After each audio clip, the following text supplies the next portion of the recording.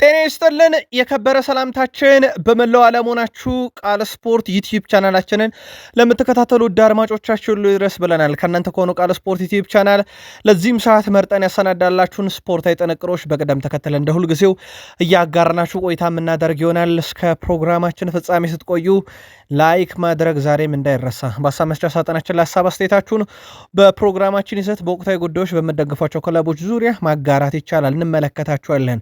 ውድ ቤተሰቦቻችን አስቀድመን ብሔራዊ ቡድናችን እንመለከታለን። የኢትዮጵያ ፕሪሚየር ሊግ በ33ኛ ሳምንት 3 ጨዋታ ብናይ ግብ እምቢ ብሎ በአንድ ጨዋታ ብቻ ነው ግብ ያየ ነው። ልዩ ጥንቅር ይዘናል። በአውሮፓ ታላላቅ ክለቦች ዛሬም ለእናንተ ውድ አድማጮቻችን መረጃዎችን ይዘናል። ወቅታዊ ሁኔታዎችን በማድሪድ በኩል እናካፍላችኋለን። አዳዲስ ያገኘናቸው ተጨማሪ መረጃዎች አሉ። ከዛ ውጭ በአውሮፓ ትልቅ ክለቦች ትልቅ ተጫዋቾች የዓለም ዋንጫን ጨምሮ በርካታ ለየት ያሉ ጥንቅሮችን ይዘናል። ላይክ እያረጋችሁን አብራችሁን ቆዩን። በተወዳጁ የእንግሊዝ ፕሪሚየር ሊግ የመረጃ ሰዓታችንን በርከት ያሉ ጥንቅሮችን ለእናንተ ውድ አድማጮቻችን እንደ ሁልጊዜው ይዘናል። የፔፕ ጋርዲዮላ ስንብት እውን ከሆነ በኋላ ስለሳቸውና ስለ ክለባቸው ሲቲ ስለ አዲሱ ሹም ሰው በርካታ መረጃን እየወጣ እንደሆነ ይታወቃል። በቃል ስፖርት ዩቲዩብ ቻናል ተከታታይ መረጃ ይዘን እንመጣለን ብለን ቃል በገባ ነው መሰረት ለሲቲዝኖች ተጨማሪ መረጃዎችን ይዘን መተናል። በቼልሲ የመረጃ ሰዓታችን ለብሔራዊ ቡድን ጥሪ የደረሰውን ተጫዋች እናነሳለን። ከዛ ውጭ ስለ አንድ ተጫዋች በጣም ልዩ ጥንቅር ማሰናዳት ግድ ስላለን በቼልሲ መረጃ ሰዓት አንድን ተጫዋች የተመለከተ በጣም ልዩ ጥንቅር ለቼልሲዎች አሰናድተናል። ቼልሲያን በቃል ስፖርት ዩቲዩብ ቻናል ከቆያችሁ ትከታተሉታላችሁ። ሊቨርፑል ምናልባት አማራጭ ይዘውስ እንዳልሆነ በምን እናውቃለን እያለ ነው ጋዜጠኛው። የዘ ታይምስ ጋዜጠኛ የስሎትን መቆየትን እርግጠኛ አይደለሁም እያለ ነው። ስለ ሊቨርፑል ዝውውር በርካታ መረጃዎችን እናካፍላችኋለን። ወቅታዊ ትኩሳት የሳላ መግለጫ ነው። አልበረደም አሁንም ምን አዲስ ነገር አለ የሚለውን ጨምሮ ስለ ሊቨርፑል አዳዲስ መረጃዎችን በቃል ስፖርት ዩቲዩብ ቻናል ከ22 ዓመት በፊት አንድ ጥቅስ በአርሰናል ስቴዲየም በኤምሬትስ ወይም በቀድሞ ሃይበሪ ላይ ታይታ ነበረ። የሃይበሪ ጥቅስ ዛሬ መልክ ቀይራ መታለች በኤምሬትስ። እንዴት የሚለውን እንነግራችኋለን። ዴክላን ራይስ ላይክ አድርጎታል። ላይክ ያደረገው ደግሞ የተወቀሱበትን ነገር መሆኑን ለየት የሚያደርገው ለመሆኑ ከአርሰናልና ከበርንሌ ጨዋታ በኋላ ክስተት የነበረ በጣም ፈገግ ያስባለም ጉዳይ እንዳስሰዋለን። ለአርሰናል የሰጋ ሰው አለ ማም የሚለውን እንነግራችኋለን። የሊቨርፑል የቀድሞ ሰው ነው። ለምን እንደሰጋም ልዩ ጥንቅር አሰናድተን ቡድን ዜና ተይዟል። በማንቸስተር ዩናይትድ የመረጃ ሰዓታችን ፓትሪስ ኤቭራ ብሩኖን የምትተቹ ሆይ ብሎ በስካይ ስፖርት ብቅ ብሏል። በጣም አነጋጋሪ ሀሳብ ይዞ መጥቷል። የቡድኑን ቁልፍ ተጫዋች ኮቢ ሜኖ እንመለከታለን። የዩናይትድ ሁለት ዝውውሮችን የተመለከተ ልዩ ጥንቅር ስናነሳ ሩኒ በማንቸስተር ዩናይትድ ጉዳይና ቀጣይ ዓመትን የተመለከተ ልዩ ሀሳብ አለው። ስለ ዩናይትድ ተጨማሪ መረጃዎችን በስፋት ነው የምናካፍላችሁ። ላይክ አድርጉን፣ አበረታቱን። በሀሳብ መስጫ ሳጥናችን ላይ ሀሳብ አስተያየት ዛሬም እንቀበላለን። ቃል ስፖርት ዩቲዩብ ቻናል መረጃዎቹን እያጋሯችሁ ቃል ነኝ። መልካም ቆይታ ተመኘን። የ2027 አፍሪካ ዋንጫ ማጣሪያ ጨዋታ ድልድል ይፋ ተደርጓል። ውድ ቤተሰቦቻችን የኢትዮጵያ ብሔራዊ ቡድን ዋሊያዎቹ በማጣሪያ ምድብ 10 ተደልድለዋል። ኢትዮጵያ በምድቡ ከሱዳን፣ ሞዛምቢክ እና ሴኔጋል ጋር ተደልድላለች። ምናልባት በአንጻራዊነት መጥፎ የሚባል ምድብ አይደለም ወደ አፍሪካ ዋንጫ ለማለፍ። በዛ ላይ ደግሞ የአፍሪካ ዋንጫ የሚካሄደው እዚሁ ጎረቤት ኬንያ፣ ዩጋንዳ፣ ታንዛኒያ ነውና ልንሳተፍበት ግድ የሚል የአፍሪካ ዋንጫ ይመስላል። ማጣሪያው በመስከረም፣ ህዳር፣ መጋቢት ወራት በሚኖሩ 3 የብሔራዊ ቡድን ረፍቶች በቀጣይ ዓመት ማለት ነው የሚከናወን ይሆናል። ብሔራዊ ቡድናችን በአንጻራዊነት ጥሩ ድልድል የደረሰ ይመስላል። በነገራችን ላይ ጎረቤት ሀገር ኤሪትሪያ ብሔራዊ ቡድንም በምድብ 4 ኬንያ፣ ጊኒ እና ደቡብ አፍሪካ ጋር መደልደል ችላለች። የኢትዮጵያ ፕሪሚየር ሊግ 33ኛ ሳምንት 3 ጨዋታዎችን ተመለከትን። ከአንድ ስቴዲየም ውጭ ግብ ዝር አላለበትም። ለአብነት ያክል ውድ ቤተሰቦቻችን ኢትዮጵያ መድን ከወላይታ ዲቻ 0-0 በሆናቸው ውጤት አጠናቀቁ። ወላይታ ዲቻ ነጥቡን ከ42 ወደ 43፣ ኢትዮጵያ መድን ነጥቡን ከ41 ወደ 42 ብቻ ነው ከፍ ያደረጉበት።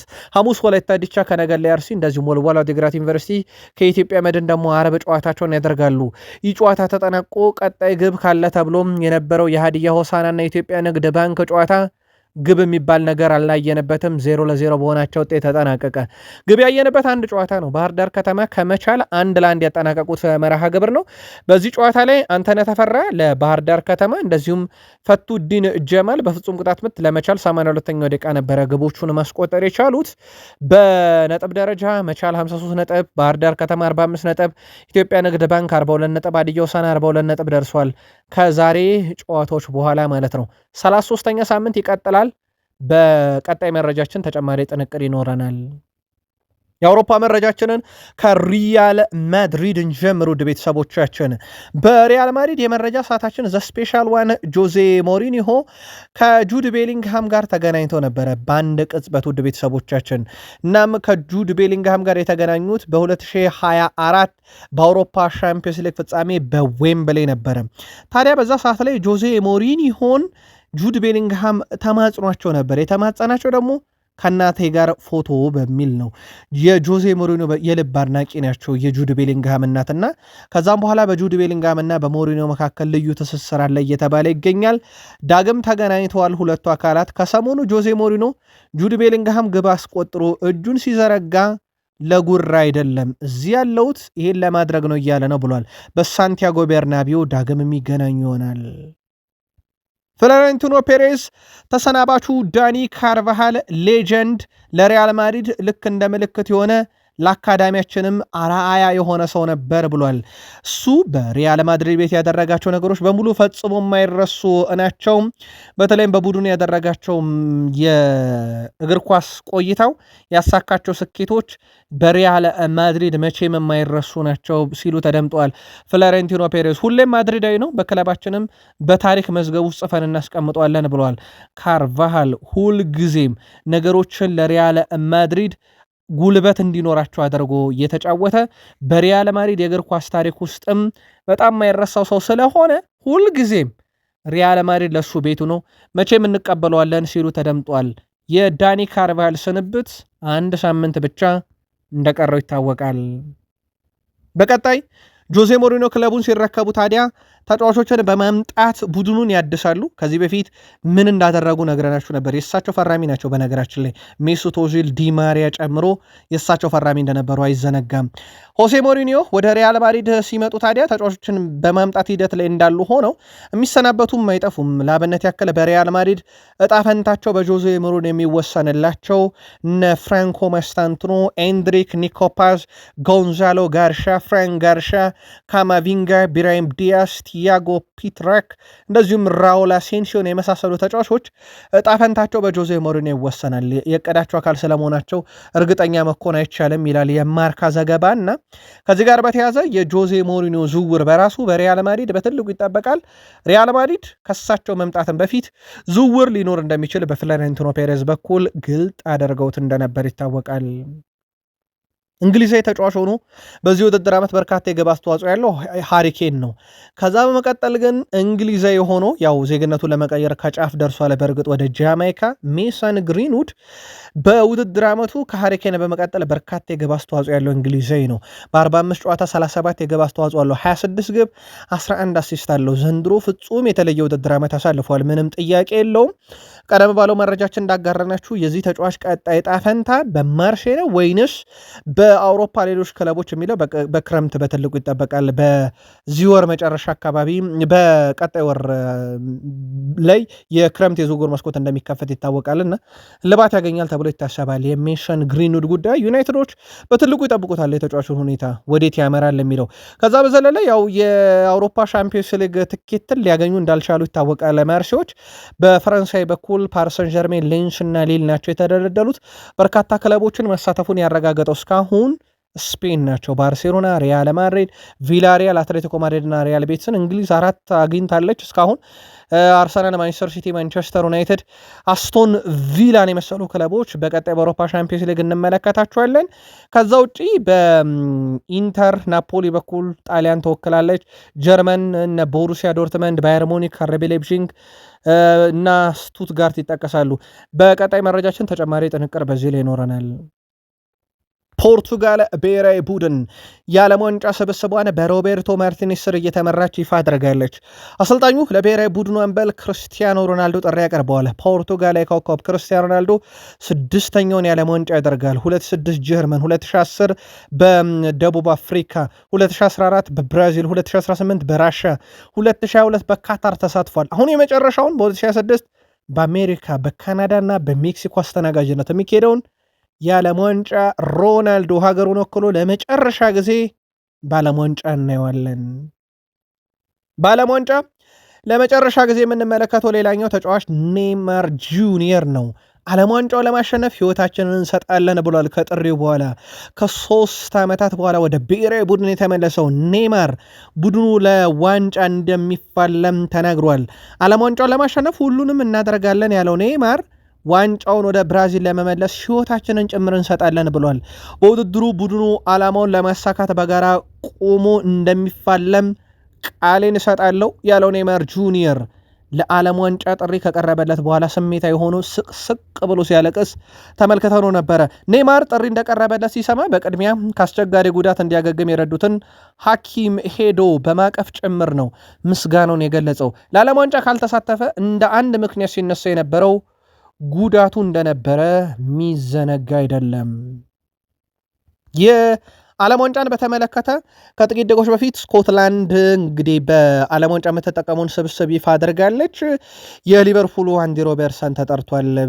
በጣም ከምናውቃቸው ተጫዋቾች ወይም ሚዲያ ላይ ስማቸውን ከምንሰማው የቀድሞ የአርሰናል ተጫዋችነት ቴርኒ ተጠርተዋል። አሁን በሴልቲክ ነው የሚገኙት። ከዛ ውጪ ስኮት ማክቶሚኔ ከናፖሊ ተጠርቷል። የአስቶን ቪላው ማጊን ተጠርቷል። በጣም የሚጠበቁት የበርንማውዙ ካን ዶክ ተጠርተዋል። በፕሪሚየር ሊግ ሌላ የምናውቀው የበርንማውዝ ተጫዋች ክርስቲያንም ተጠርቷል።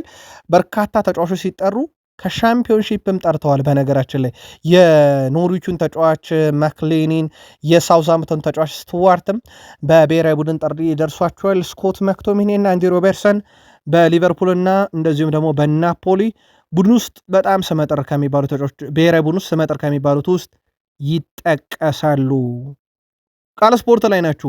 ላይክ፣ ሰብስክራይብ፣ ሼር ማድረግ እንዳይረሳ ውድ ቤተሰቦቻችን። ለእናንተ ውድ አድማጮቻችን የተመራረጡ ታማኝ የዜና ምንጮቻችን የተረጋገጡ ለእናንተ ውድ አድማጮቻችን በሚመጠን መልኩ ያሰናደነውን የዕለቱን ጥንቅር እየተከታተላችሁ ነው። ከወደዳችሁን ላይክ አድርጉን፣ ለእኛ በብዙ ይጠቅመናል። ሁላችሁም ላይክ እያደረጋችሁ እንድትከታተሉ ጋበዝን። በፕሪሚየር ሊግ ሲቲን እናስቀድም።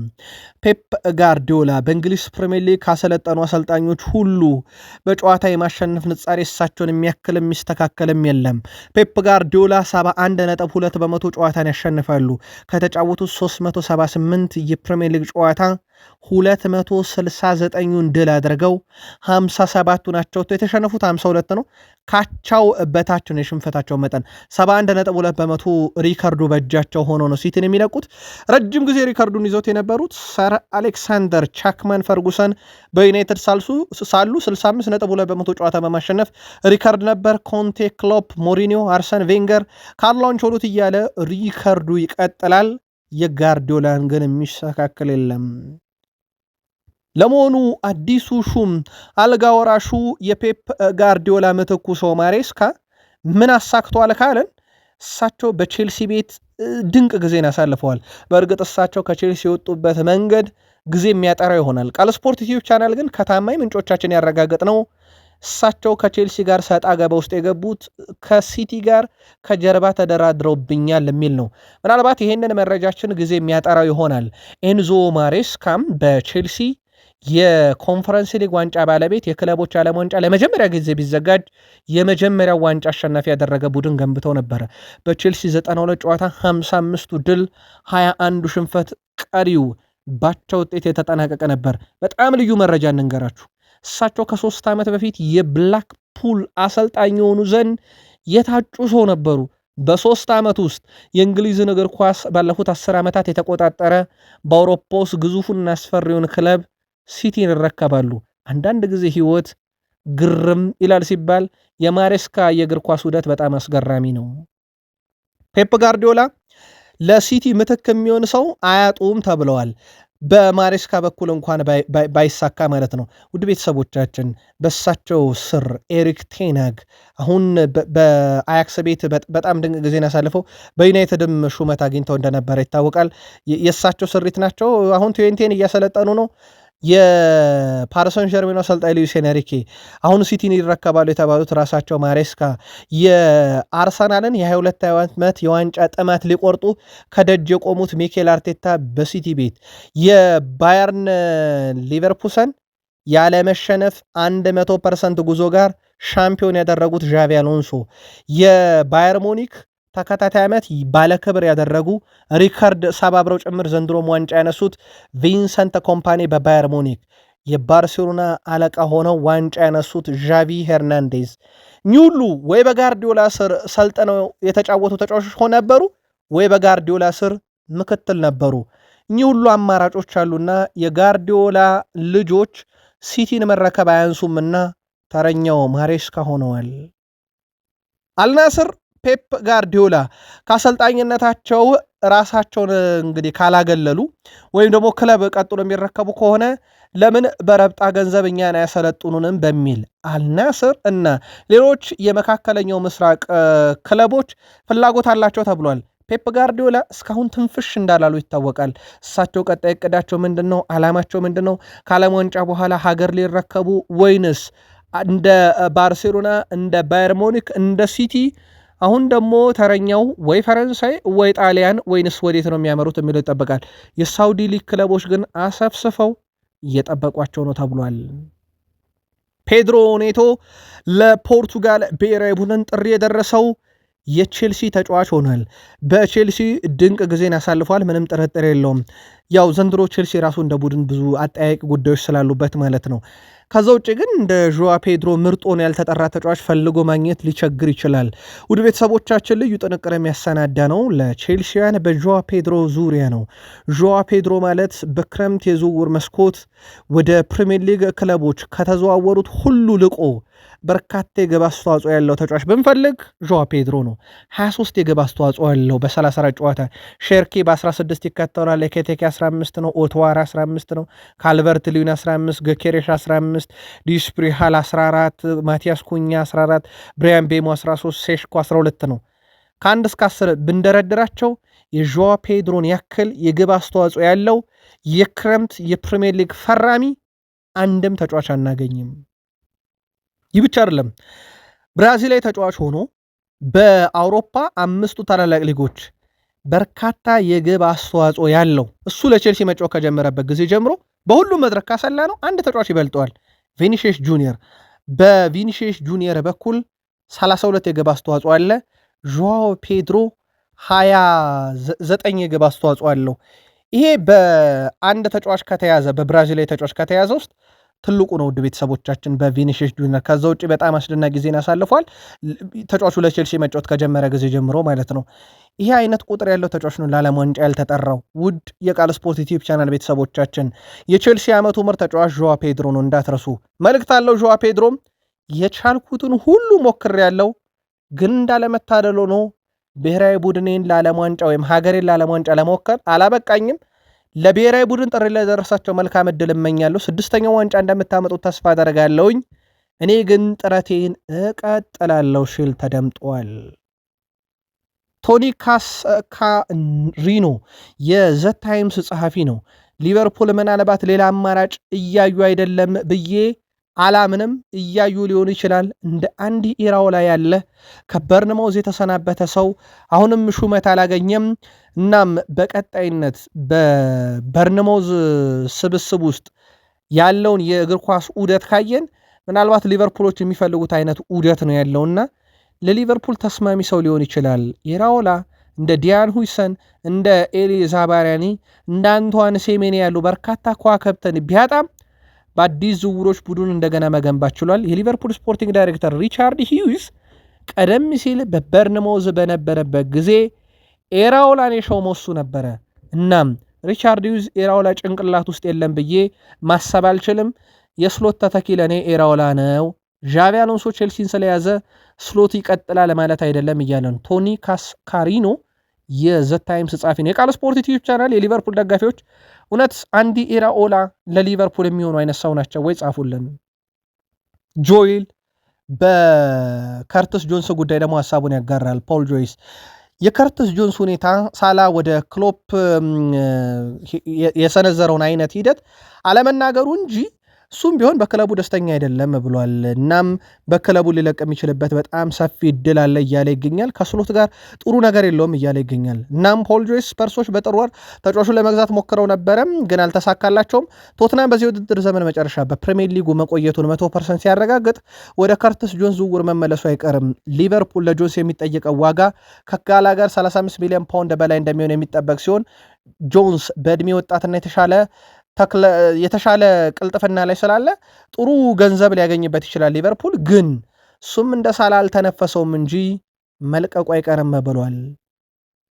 የሳላ የዘንድሮ ግብ ማስቆጠር ብቃት መለወጥ ማሳየቱ እውነት ቢሆንም ከስሎት አጮት ጋር የመላመር ጥያቄ ቢነሳበትም ክለቡ አሁንም በእሱ ላይ ጥገኝነቱ ከፍተኛ ነው ይላል። ማረጋገጫውም ሲል ፖል ጆይስ ሊቨርፑል በሊጉ በያዝ ነው የ2026 የፈረንጆች ዓመት ሳላ በቋሚነት አሰላለፍ ውስጥ ባልተሰለፈባቸው 9 ጨዋታ አንድም ጊዜ ማሸነፍ አልቻለም።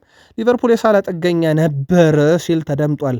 ከዛ ውጪ የሳላ ንግግርን በተመለከተ በክፉ መንፈስ ተነሳስቶ አይደለም። እሱ ዋንጫዎችን ማሸነፍ ስለሚፈልግ ጨዋታዎችን ማሸነፍ ስለሚፈልግ ሊቨርፑል ላይ ያንን ሀሳብ ሰጠ እንጂ ወይም ሊቨርፑል ይሄ ወደ ቀድሞ መንፈሱ ይመለስ፣ ሊቨርፑል እየወደቀና እየሞተ ያለ ክለብ ነው ሲል የሊቨርፑልን መነሳት ፈልጎ እንጂ የሊቨርፑልን ውድቀት ለሚዲያ ሊያጋለጥ አይደለም ሲል ቶኒ ካስካሪኖም ተከላክሎታል። የዘ ታይምሱ ጋር ጸሐፊ በርካቶች በብሬንትፎርዱ ጨዋታ እንዳይሰለፍ ቅጡት እያሉ ነው። ገሚሶች ደግሞ የለም ለምን ይቀጣል እውነቱን የተናገረው እያሉ ነው። ሊቨርፑል ለዕለተ እሑድ ከብሬንትፎርድ ጋር የ2025/26 የውድድር ዓመት የመጨረሻ ጨዋታ ያደርጋል። የ2026/27 አዲሱን መለያቸውን ለብሰው ይጫወታሉ። ከ22 ዓመት በፊት ሃይበሪ ላይ አርሰናል ዋንጫውን ሲያነሳ አርሰናል ናውስ የምትል አንድ ጥቅስ ነበረች በስቴዲየሙ። አሁን ያቺ በአርሰናል በምትለዋ ፋንታ ሚኬል አርቴታ ስማቸው ገብቷል። ሚኬል ናውስ እያሉ ይገኛሉ። ሚኬል አርቴታ በአርሰናል የገነቡት ሀቢዮት ቀላል እንዳልሆነ ማሳያ ነውና ከአርሰናል ናውስ ወደ ሚኬል ናውስ ተቀይራለችና የእሳቸው ተጽዕኖ ቀላል የሚባል አይደለም። ምናልባት ደግሞ የአርሰናል ደጋፊዎች የተመኙትን የፕሪሚየር ሊግ ዋንጫ ብቻ ሳይሆን መደርደሪያቸው ላይ ዝር ብሎ የማያውቀውን የአውሮፓ ሻምፒዮንስ ሊግም ሊያገኙ 90 ደቂቃ እንደቀራቸው ብቻ ይታወቃል። በሚኬል አርቴታ ስር ለኒውዮርክ ኒክስ የሚጫወተው የአሜሪካው የባስኬትቦል ኮከብና የቼልሲ ደጋፊ ጆሽ ሃርት ከጨዋታው መጠናቀቅ በኋላ አርሰናል በርንሌን ድል ካደረገ በኋላ ፕሪሚየር ሊጉ ሆም ብሎ አርሰናል እንዲያሸንፍ ነው የረዳው በበርንሌ ጨዋታ ላይ በማለት የተናገረውን ንግግር ዴክላን ራይስ ላይክ አድርጎታል። በጣም አነጋጋሪ ነው። ላይክ ያደረገው ለምንድን ነው የሚለው አሁን ማህበራዊ ሚዲያ ላይ መነጋገሪያ ሆኗል። ምናልባት ራይስ በስላቅ ምላሽ ለመስጠት አስቦ ነው እያሉ ነው በርካቶች።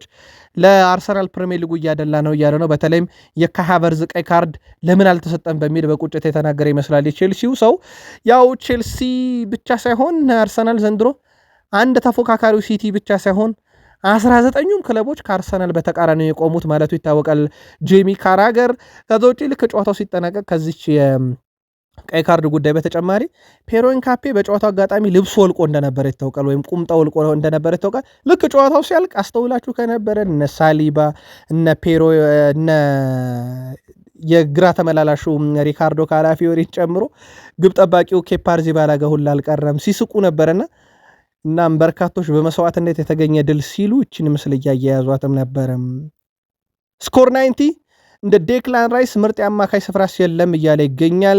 ዴክላን ራይስ የውድድር ዓመቱ ምርጥ 5 የመሃል ተከላካዮች ውስጥ በአንደኝነት አስቀምጦታል። በተለይም በ6 ቁጥር ቦታ ላይ ዴክላን ራይስ አንደኛ፣ ፔድሪ ሁለተኛ፣ ዦኦ ኔቬዝ ሶስተኛ፣ ፌድ ቫልቬርደ አራተኛ፣ ሴቦዝላይን 5ኛ ደረጃ አስቀምጦታል። ስኮር 90 የስኮር 90 ምርጫ ነው። ማርቲን ዙቤሜንዲ ደግሞ 55ኛ ጨዋታውን ለአርሰናል ለማድረግ የቻለ ሲሆን ይህም በአርሰናል ታሪክ በፈረመበት ዓመት ብዙ ጨዋታዎችን ያደረገ ተጫዋች እንዲሆን አድርጎታል።